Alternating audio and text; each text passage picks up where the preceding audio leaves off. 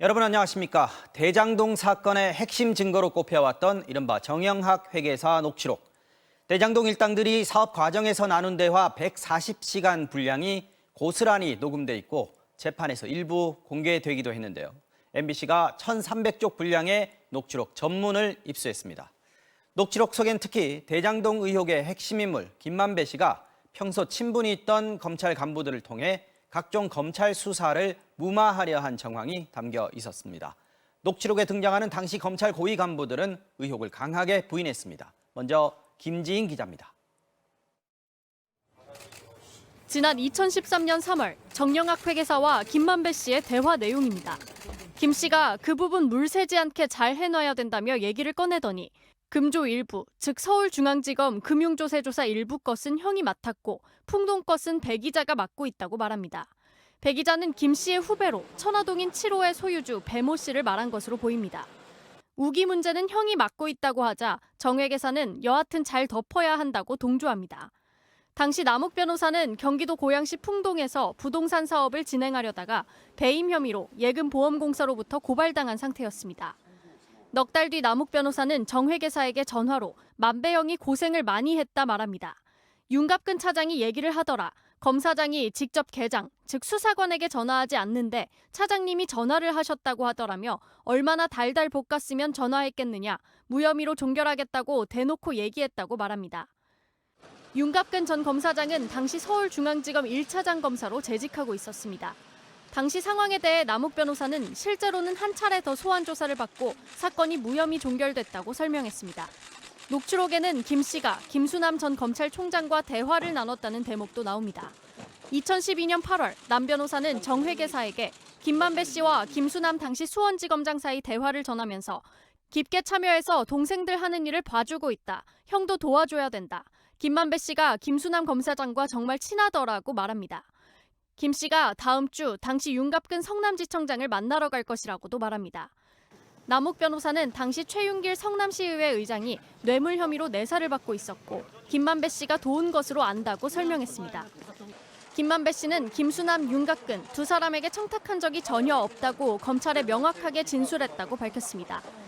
윤갑근 전 고검장은 김만배 씨와는 출입기자 이상의 관계가 아니며 전혀 사실이 아니라고 반박했습니다. 김수남 전 총장은 아무런 답이 없었습니다. MBC 뉴스 김지인입니다. 이 정영학 녹취록에는 대장동 일당들이 사업권을 따내기 위해 성남시와 성남시 의회에 전방위적으로 로비를 한 흔적들도 남아 있습니다. 돈을 전달하는 계획을 세우는 내용, 또 실제로 로비가 이루어졌다고 짐작하게 하는 대화들이 곳곳에 등장합니다. 이어서 신재웅 기자가 전해드립니다.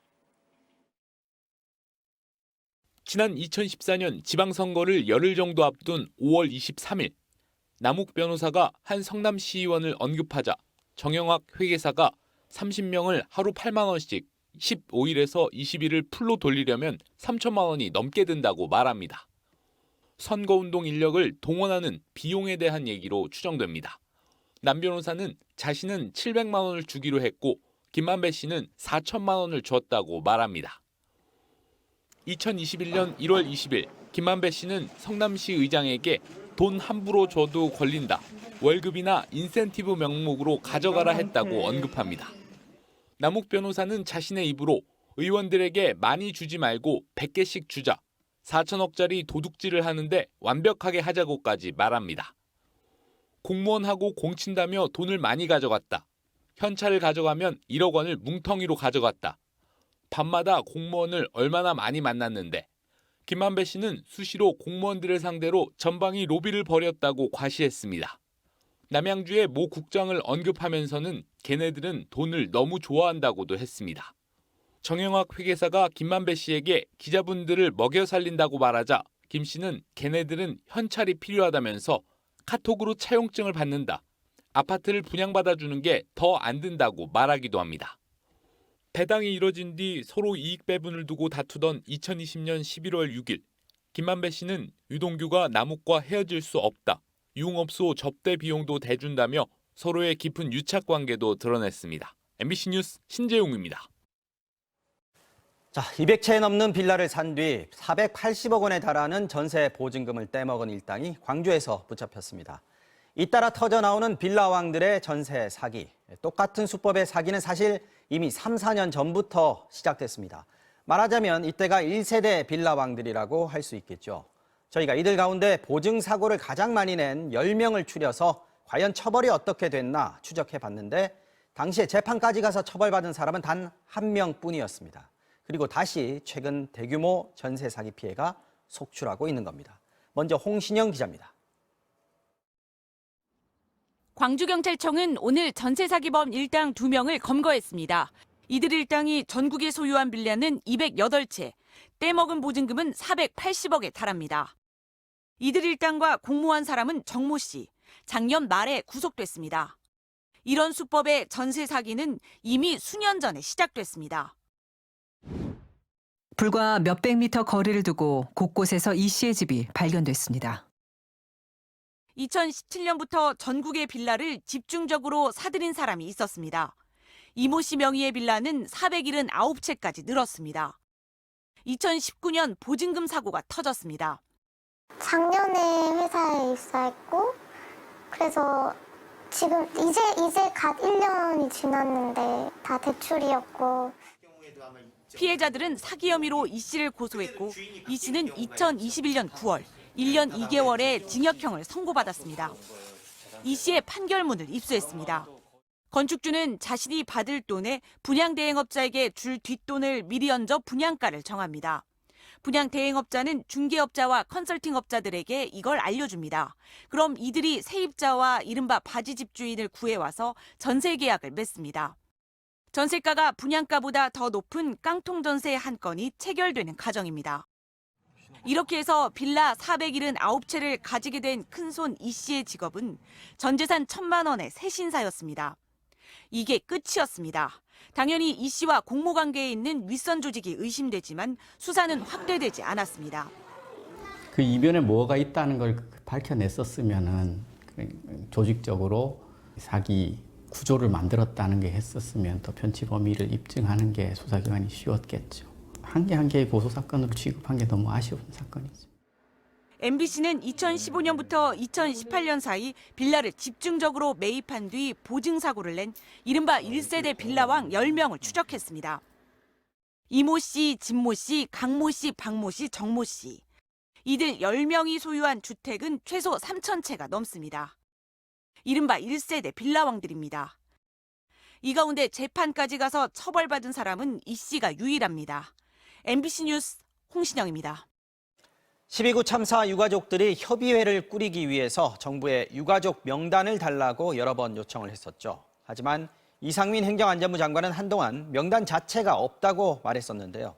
그런데 저희가 입수한 공문을 보니까 행안부가 명단을 이미 확보한 건 물론이고 명단을 공개해도 된다는 유권 해석까지 받아놓고도 그냥 뭉갠 사실이 드러났습니다.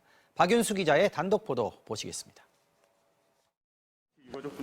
이상민 행정안전부 장관은 참사 이후 줄곧 유가족 명단을 갖고 있지 않다고 주장했습니다.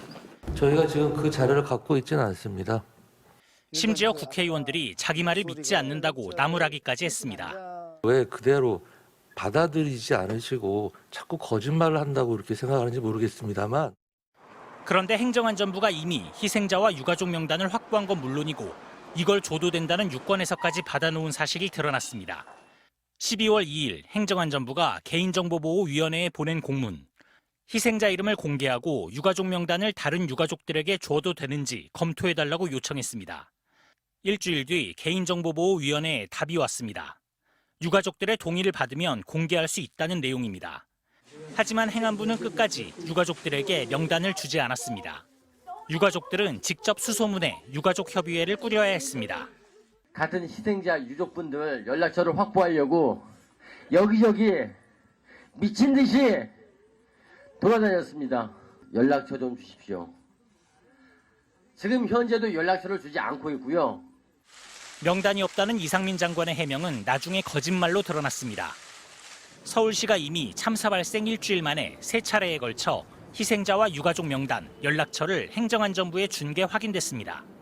이상민 장관은 비서진 핑계를 댔습니다. 실무자들이 제 비서진입니다만 개인정보 보호 때문에 정부가 의도적으로 이태원 참사 유가족들과의 만남을 회피하거나 방해한 사실이 드러났습니다. 행정안전부는 유족명단 공유에 대해 민변과 협의했다고 해명했지만 민변은 지금까지도 답을 듣지 못했다고 반박했습니다. MBC 뉴스 박윤수입니다.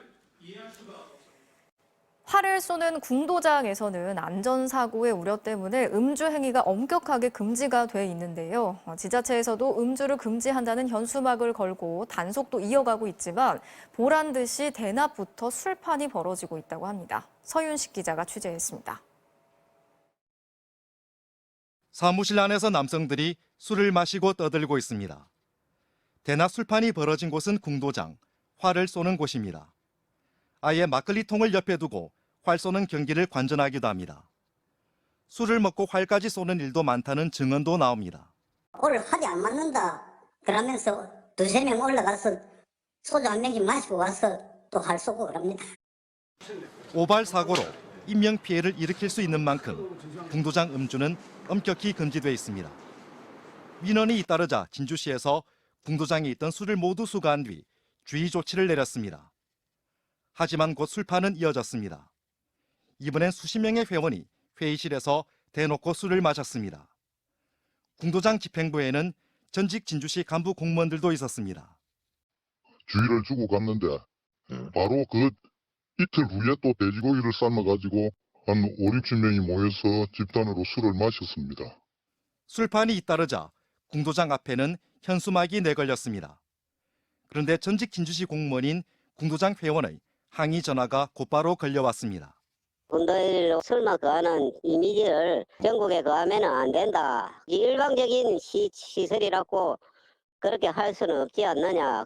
궁도장 내 음주 행위를 금지하는 내용의 현수막을 설치한 진주시는 2시간 만에 이를 자진 철거했습니다. 술판이 근절되지 않아 지자체가 현수막까지 걸어놓고 갑자기 음주 행위가 근절돼서 내렸다는 이해하기 힘든 답변이 돌아옵니다. 일단 아직 음주 관련 그 뒤로 문제가 없었어가지고 일단 철거했는데 향후에 문제 생기면 다시 현수막을 달고. 진주시는 궁도장 시설 개선을 위해 지난해에만 5천만 원을 지원했습니다. MBC 뉴스 서윤식입니다.